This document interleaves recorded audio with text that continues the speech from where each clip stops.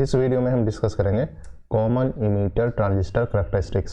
सबसे पहले common emitter configuration में सर्किट डायग्राम बनाएंगे और उसके बाद हम इनपुट पैरामीटर को लेने के बाद उसमें करैक्टरिस्टिक्स खींचेंगे। वहाँ हम उसका डायनेमिक रेजिस्टेंस कैसे निकालते हैं उसके फॉर्मूले को लिखेंगे। इसके बाद हम आउटपुट पैरामीटर को लेंगे और आउटपुट पैरामीटर से करैक्टरिस्टिक को ड्रॉ करेंगे। तब हम क्या करेंगे कि एक पैरामीटर इनपुट से लेंगे और एक पैरामीटर आउटपुट से लेंगे और उन दोनों के बीच में ग्राफ खींचेंगे। उसे हम कहेंगे ट्रांसफ़र करैक्टरिस्टिक्स। उस ट्रांसफ़र करैक्टरिस्टिक्स में IB और IC होगा, यानी कि बेस करंट और कलेक्टर करंट होगा। तो जो ट्रांसफ़र करैक्टरिस्टिक्स है उसके कर्व में स्लोप से हम निकालेंगे बीटा की वैल्यू। तो चलिए शुरू करते हैं।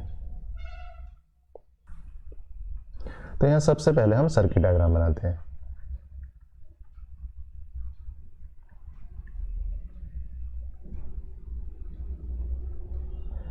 सर्किट डायग्राम बनाने के लिए हम क्या करेंगे, हम लेंगे यहाँ PNP ट्रांजिस्टर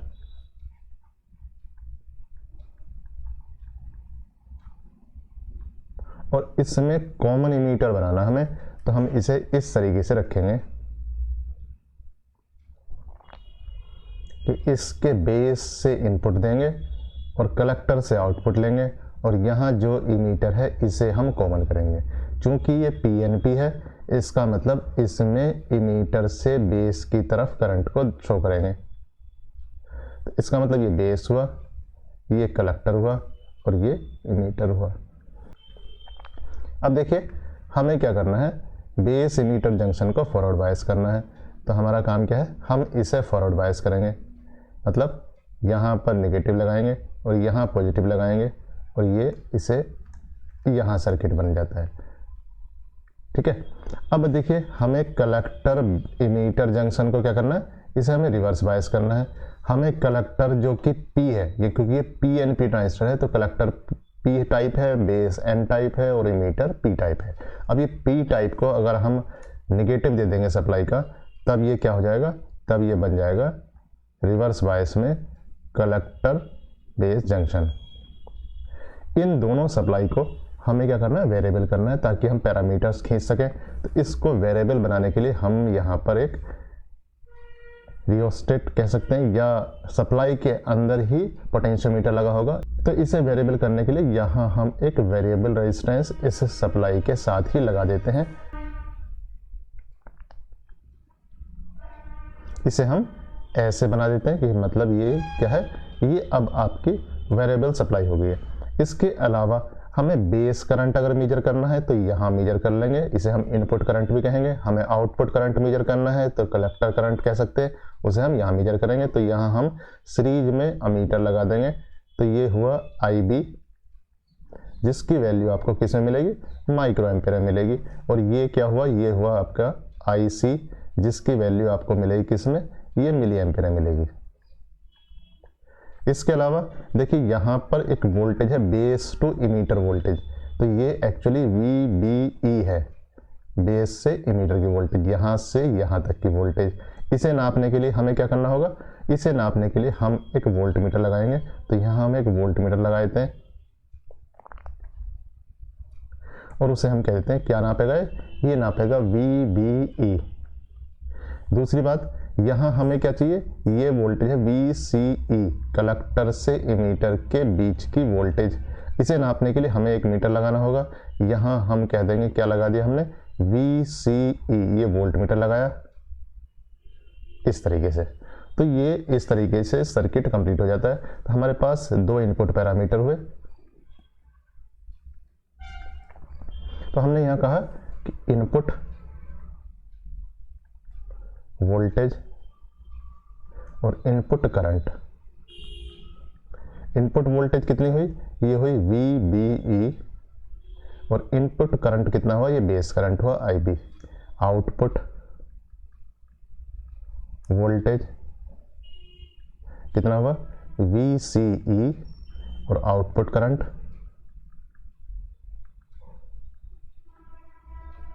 कितना हुआ, ये हुआ IC। यहाँ लिख देते हैं इनपुट। अब देखिए सबसे पहले जो करैक्टरिस्टिक हमें खींचनी है वो खींचनी है इनपुट करैक्टरिस्टिक्स।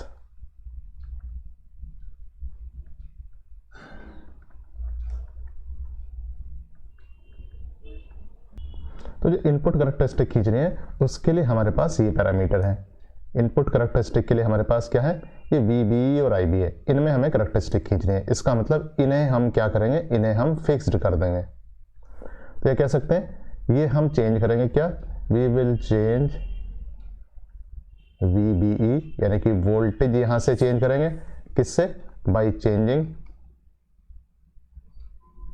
क्या चीज चेंज करेंगे, देखिए यहां पर नाम लिख देते हैं। ये जो रेजिस्टेंस इसके साथ लगा हुआ है पावर सप्लाई का, इसका नाम इसे कह देते हैं हम R1 और इस रेजिस्टेंस को कह देते हैं R2। इसके अलावा देखिए ये पावर सप्लाई बेस पर लगी हुई है, तो इस पावर सप्लाई का नाम हो जाएगा V बेस, और पावर सप्लाई की वजह से इसे B को दोबारा लिखेंगे तो ये हो जाएगा VBB। ये पावर सप्लाई कलेक्टर पर लिखी हुई है तो इसे कह देंगे VC, और चूंकि वोल्टेज नहीं है पावर सप्लाई की वोल्टेज है, इसे लिख देंगे VCC। तो ये लिखने का तरीका है। इसका मतलब हमें R1 को चेंज करेंगे रोटेट, तो यहाँ VB चेंज होगा और हम IB को मेजर करेंगे।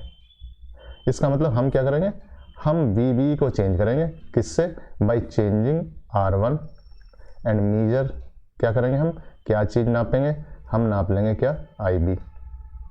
इसके अलावा हम फिक्स्ड रखेंगे क्या, ताकि आउटपुट जो करैक्टरिस्टिक हैं उनको हमें फिक्स रखना है। इसका मतलब हम फिक्स रखेंगे क्या, VCE को हम फिक्स रखेंगे, तो इसे हम फिक्स रखेंगे, इसे वेरी करेंगे, IB हमारे पास मिलेगी। अब यहाँ पर जो बेस इमीटर जंक्शन है ये एक्चुअली क्या है, ये फॉरवर्ड बायस है। तो बेस इमीटर जंक्शन ऐसे ही जैसे PN जंक्शन फॉरवर्ड बायस, इसका मतलब है इसकी करैक्टरिस्टिक कुछ इस तरीके की आनी चाहिए जैसे हमारे पास forward bias PN junction diode characteristics है, तो वही इसकी करैक्टरिस्टिक्स आएंगे। तो यहाँ लिख देंगे हम क्या, VBE, और यहाँ कह देते हैं IB। मतलब एक पर्टिकुलर पॉइंट तक हमें वैल्यू कितनी मिलेगी, करंट की 0 मिलेगी। उसके बाद एक फॉरवर्ड बायस डायोड का कर्व कुछ इस तरीके से होता है, तो ये इस तरीके से कर्व आएगी। ये पर्टिकुलर VCE के लिए है, हम इसे VC1 कह देते हैं। अगर हम VCE की दूसरी वैल्यू के लिए उसे फिक्स करेंगे तो कर्व तो उसी जैसा आएगा, यानी कि शेप वैसी होगी, बट वो दूसरी जगह से कहीं से स्टार्ट होगा। तो ये कुछ इस तरीके के कर्व आएंगे जिसे इनपुट करैक्टरिस्टिक कर्व्स कह सकते हैं। तो ये एक्चुअली क्या है, VCE2 पर है, ये VCE3 पर फिक्स है, और ये IB वर्सेस VBE का कर्व है। इसमें देखिए यहाँ पर स्लोप चेंज हो रहा है, तो स्लोप चेंज है इसका मतलब स्ट्रेट लाइन नहीं है, तो रेजिस्टेंस सब जगह सेम नहीं है। तो डायनामिक रेजिस्टेंस की बात हम कर सकते हैं कि तो जो डायनामिक रेजिस्टेंस है किसका, इनपुट रेजिस्टेंस एक्चुअली से हम कहेंगे, क्योंकि ये input voltage upon input current होगा, तो ये हो जाएगा delta VBE upon delta IB। अब ग्राफ में चूंकि y एक्सिस पर IB है, इसका मतलब ये 1 अपॉन स्लोप होगा। और ये कब निकाला हमने, जब हमने VCE को हमने क्या कर दिया है, ये फिक्स्ड कर दिया है। तो इस तरीके से हम इसका इनपुट रेजिस्टेंस भी कैलकुलेट कर सकते हैं ग्राफ से। अब हम देखते हैं आउटपुट करैक्टरिस्टिक्स।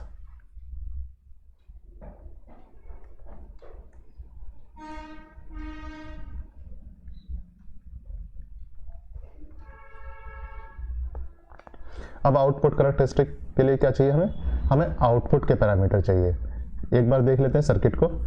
आउटपुट करैक्टरिस्टिक के लिए हम इसे वेरी करेंगे, और इसे वेरी करने के बाद इसे ऑब्जर्व करेंगे, और इसे ऑब्जर्व करने पर यहाँ पर हम इनपुट का पैरामीटर फिक्स रखेंगे, या कह सकते हैं बेस करंट को हम फिक्स्ड कर देंगे।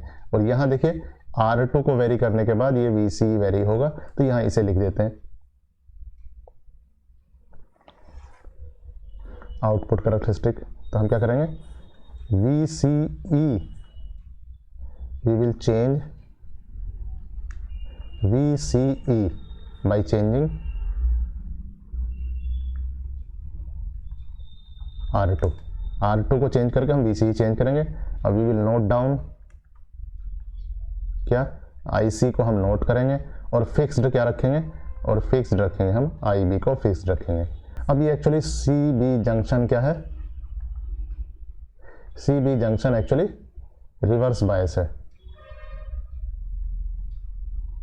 तो रिवर्स बायस जंक्शन का आपने करैक्टरिस्टिक देखा होगा किस तरीके से आता है। तो रिवर्स बायस जंक्शन का करैक्टरिस्टिक इस तरीके से आता है। तो यहाँ ये क्या है, ये आपका वोल्टेज है और ये आपका करंट है। तो जो रिवर्स बायस जंक्शन की करैक्टरिस्टिक है वो कुछ इस तरीके से आती है। यहाँ भी करैक्टरिस्टिक कुछ इस तरीके से आएगी, बट यहाँ v जो माइनस में बनाया है हमने और i जो माइनस में बनाया है उसे हम पॉजिटिव लेके बनाएंगे, तो करैक्टरिस्टिक कुछ इस तरीके से आनी। तो यहाँ हम क्या लेंगे, ये इंडिपेंडेंट पैरामीटर लेंगे, ये है आपका VCE जिसे हमने चेंज किया है, और यहाँ चेंज करने के बाद जो रीडिंग्स नोट डाउन की हैं ये है हमारी IC, इसे y एक्सिस पर लेंगे। अगर हम ये जो नेगेटिव वाला ग्राफ है, नेगेटिव वोल्टेज है, नेगेटिव करंट है, अगर हम इसे रिवर्स करके पॉजिटिव वोल्टेज पॉजिटिव करंट पे बनाएंगे तो ग्राफ की शेप कुछ इस तरीके से आएगी। ये पर्टिकुलर बेस वैल्यू के लिए है। अगर हम बेस वैल्यू ज़्यादा कहें तो ये इस तरीके से ग्राफ आ जाएगा। अगर बेस वैल्यू इसके बीच में है तो ग्राफ कहीं यहाँ आएगा, या ग्राफ कहीं यहाँ आएगा, या ग्राफ कहीं यहाँ आएगा। तो ये जितनी ज़्यादा बेस वैल्यू होगी उतनी ज़्यादा ऊपर ग्राफ आएगा। और सबसे नीचे वाला जो ग्राफ है इसे लिमिटिंग कह सकते हैं, और ये बेस करंट 0 के लिए है। इसके बाद वाली जो बेस वैल्यू है इसे हम IB1 कह सकते हैं, इसे हम IB2 कह सकते हैं, इसे हम IB3 कह सकते हैं, इसे हम IB4 कह सकते हैं। ऐसा हो सकता है कि ये 100 माइक्रो एम्पियर है, ये 200, 300, 400, इस तरीके से हमने बेस वैल्यू को फिक्स रख के अलग अलग ग्राफ आया है। अब देखिए यहाँ पर क्या है, ये जो बेस वैल्यू के लिए ग्राफ बनाया है इसमें 3 रीजन अलग अलग स्पष्ट हैं।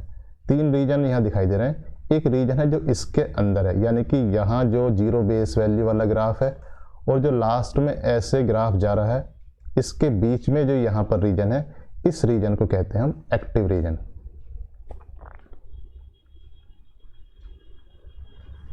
एक देखिए जो बेस वैल्यू 0 है, इस 0 वैल्यू से नीचे वाला जो पूरे का पूरा ये रीजन है, इस रीजन को कहते हैं हम कट ऑफ रीजन।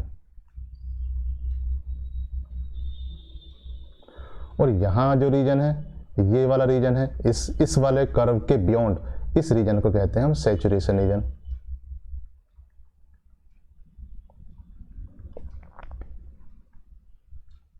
अभी ये नॉर्मल केस में जब हम इसे ऑपरेट करेंगे, या कह सकते हैं कि base emitter junction forward bias और दूसरा जंक्शन रिवर्स बायस, ये हम एक्चुअली एक्टिव रीजन की बात कर रहे हैं। तो नॉर्मल केस में हम इसे किस में ऑपरेट करेंगे, एक्टिव रीजन में। एक्टिव रीजन में कब ऑपरेट करेंगे, जब हम इसे एम्पलीफायर बनाना चाहेंगे। और ये कट ऑफ और सैचुरेशन, इसका मतलब ये नहीं कि यहाँ यूजफुल नहीं, ये भी यूजफुल है, बट हम इसे करेंगे तब हम इसे स्विच बनाना चाहेंगे, तब हम सिर्फ इसे कट ऑफ और सैचुरेशन में रखेंगे। जब हम इसे transistor as a switch use करना चाहेंगे, तो ट्रांजिस्टर एज ए स्विच अगर हमें बनाना है तो हमें ट्रांजिस्टर को ऑपरेट कहाँ कराना है, हमें सैचुरेशन या कट ऑफ में कराना है। और अगर हमें एम्पलीफायर बनाना है, जैसा कि नॉर्मल केस में होगा, तो हम उसे कहाँ करेंगे, हम उसे एक्टिव रीजन में उसे ऑपरेट करेंगे। यानी कि कह सकते हैं कि जो पैरामीटर्स है इस ढंग से रखेंगे कि उसे एक्टिव रीजन में। क्योंकि ग्राफ स्ट्रेट लाइन है, इसका मतलब हम इसका रेजिस्टेंस निकाल सकते हैं। इसे हम कह सकते हैं आउटपुट रेजिस्टेंस, तो हो जाएगा delta VCE upon delta IC। क्या चीज़ है, ये IB को हम क्या कर देंगे, ये फिक्स्ड कर देंगे। अब हम तीसरी करैक्टरिस्टिक लेते हैं, ट्रांसफर करैक्टरिस्टिक्स।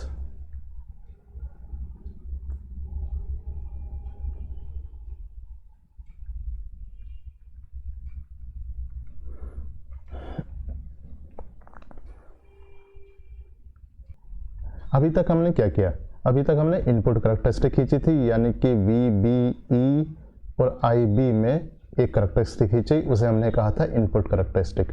एक हमने दूसरी करैक्टरिस्टिक खींची थी, उसे हमने कहा आउटपुट करैक्टरिस्टिक। वो हमने खींची थी किसमें, VCE और IC में खींची थी। जब हमने VBE और IB के ग्राफ खींचा था तो VCE को कांस्टेंट रखा था, जब VCE और IC का ग्राफ खींचा तो IB को कांस्टेंट रखा था। यानी कह सकते हैं जब इनपुट वाला ग्राफ खींच रहे थे तो आउटपुट को कांस्टेंट करा था, और जब आउटपुट वाला ग्राफ खींच रहे थे इनपुट को कांस्टेंट करा था। अब हम क्या करेंगे, अब हम एक पैरामीटर इनपुट से लेंगे, एक पैरामीटर आउटपुट से लेंगे, और इस तरीके से इन दोनों के बीच में हम ग्राफ खींचेंगे, IB और IC। ये IB हम चेंज करेंगे किससे, बाई चेंजिंग R1, और हम क्या करेंगे, IC को नोट डाउन करेंगे। और इसका मतलब आउटपुट वाला जो वोल्टेज है, या कह सकते हैं R2 से जो वोल्टेज कंट्रोल हो रही है, या कह सकते हैं VCE, उसे हम फिक्स रखेंगे। तो VCE को हम फिक्स्ड रखेंगे। तो इस तरीके से हम इसे कहेंगे ट्रांसफ़र कैरेक्टरिस्टिक। किस किस के बीच में खिंचेगी? ये खिंचेगी IB और IC के बीच में। तो ये जो ट्रांसफ़र कैरेक्टरिस्टिक है ये इस तरीके से आती है कि IB इस तरफ और IC इस तरफ। तो ये एक्चुअली एक स्ट्रेट लाइन आएगी। तो IC और IB एक्चुअली क्या होगी? ये स्ट्रेट लाइन आएगी और इस लाइन का स्लोप हो जाएगा delta IC upon delta IB और इसी का नाम हो जाएगा बीटा। तो कह सकते हैं बीटा कितना हो जाएगा? Delta IC upon delta IB। कब? जब हमने VCE को फिक्स्ड रखा हुआ है। तो इसी से हम क्या कर सकते हैं? फिर हम अल्फा निकाल सकते हैं बीटा से, या बाकी दूसरे पैरामीटर निकाल सकते हैं।